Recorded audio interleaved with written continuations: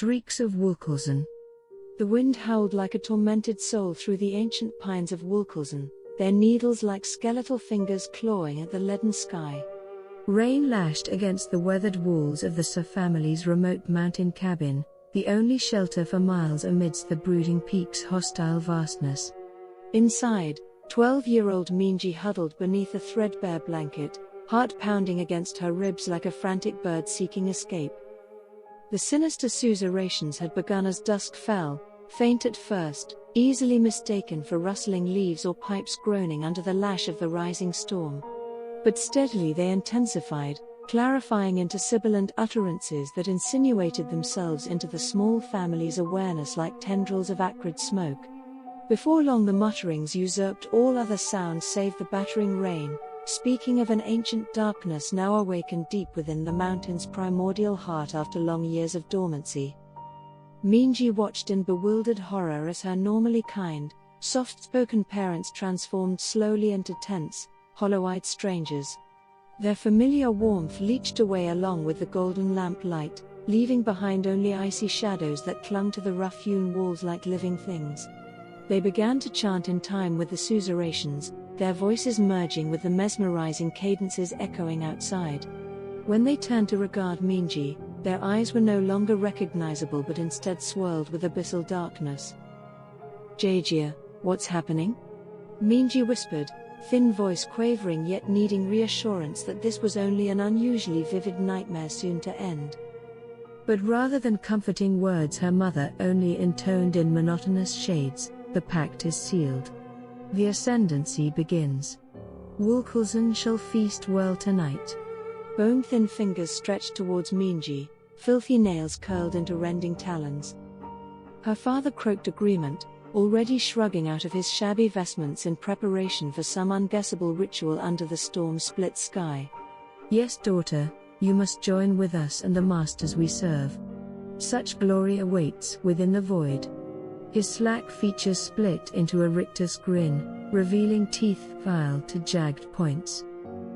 Minji cringed deeper into her faded quilt in a futile effort to shut out mounting horror, anguished sobs catching raw in her throat.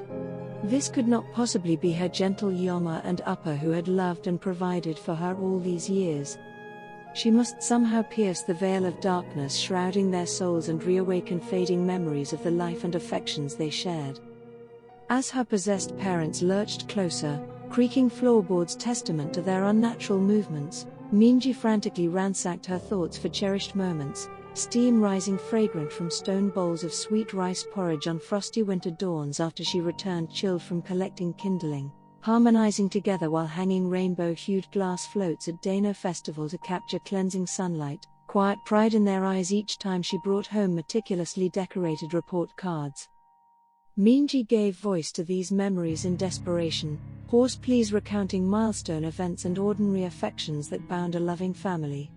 For agonizing heartbeats her only answer was the rising susurrus outside and guttural dismissals within. But then incredibly Ioma paused uncertainty, chin lifting as if straining to recall fading bonds now obscured by fresh oaths hissed in abyssal tongues. Emboldened, Minji reached cautiously to clasp her mother's bony hand, its knuckles swollen and seamed beneath her plump fingers so soon to be calloused by daily toil. She infused her touch with all the selfless devotion garnered from 12 short but precious years of devotion. Minji blinked back silver droplets to better study the dear yet strangely transformed features before her. "This body you so lovingly nurtured within your own, this heart shaped profoundly by your wisdom and sacrifice, they cry out that you must return Ioma. We have walked long years together down gentler paths not meant to end in a place so dark and fearsome." The power behind Minji's whispered invocation seemed to resonate through realms beyond mortal boundaries. For a dozen frantic heartbeats her mother froze, filmy eyes struggling to refocus on the weeping girl before her. Somewhere distant the storm shuddered then redoubled intensity, echoing the primordial forces reluctant to retire defeated from a rare victory. But just when frail hope threatened to gutter entirely, her Ioma's lips twisted with what might have been remembered affection etched by lost years.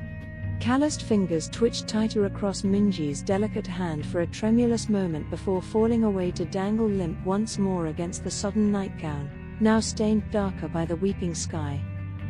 Hope bloomed anew. As her father shook himself from stunned surprise into furious denial, Minji scrambled over to him, grasping the half-open shirt across his broad chest now marred by raised veins and sigils self-scarred in fervor. She forced her racing mind backwards through shared seasons, needing to recover brighter memories from times when loving guidance not terrified disbelief marked his rugged face. She felt his heartbeat reverberate manically against her damp cheek. Abba, you taught me how clouds racing across these imposing peaks signal coming storms worth respecting but never fearing. How falling bamboo strips memorializing ancestors' virtues hold more merit than dire prognoses. She tugged urgently until his fibrillating eyes met her own. Your lessons told me evil that enters unbidden may yet be held back by those with courage and resilience. For agonizing moments her pleas elicited no coherent response save mutters that curdled her blood. But then miraculously the chorus of whispers faltered ever so slightly as if an unexpected barrier obstructed their swelling power. Behind the murk still filming his vision, her upper seemed to tense with confusion and agony while wrestling unseen demons for his soul's rightful place in this world. His strong frame vibrated with the effort. When Minji glimpsed a single tear sliding down his rugged cheek, she knew savagely that loving bonds might indeed ultimately triumph over the hungry void if she could just sustain feeble momentum. The night wore on mercilessly.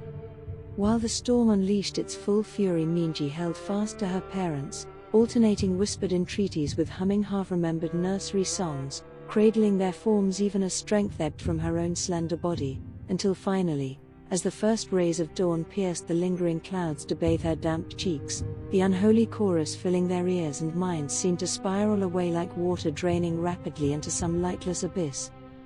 As rosy fingertips painted the gleaming granite peak radiant for a fresh day, she realized with exhausted relief the threads binding this family still stretched tautly back through seasons of nurture and sacrifice. Together they had faced primal darkness armed only with their love's resilience and emerged intact. While lesser spirits succumbed to the hungry void, the Seos arose bloodied but unbroken, their humble bonds revealing strength sufficient to turn back the endless night. Though dire whispers may echo in shadowed places, no fell power could claim their souls when fused by such faith,